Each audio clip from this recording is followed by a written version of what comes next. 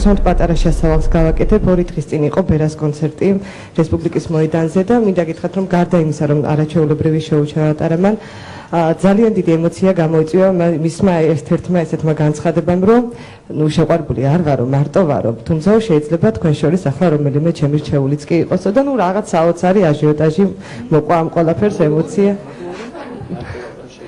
ბერას კონცერტს გულისხმობ, კითხვას ეხლავე დავსვამ, ბერას შესავალი მოვიყვანე, იმიტომ რომ საერთოდ საქართველოშიც და საერთოდ მსოფლიოშიც ზოგადად ქალებს ძალიან აინტერესებთ, მარტო ხელა მამაკაცებისადმი ძალიან დიდი ყურადღება და არ გეწყინოთ, რომ ასეთი ინტერესია მაღალი და წეგან არ მომეწონა ნამდვილად აი შენიშვნა რო ახსენეს ეს შეკითხვა სოციალურ ქსელებში ნამდვილად გავრცელდა ინფორმაცია.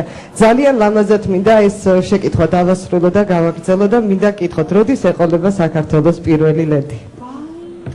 მე მაქვს სერიოზული ურთიერთობები და არანაირად არ ვგეგმავ ამ ურთიერთობების შეცვლას.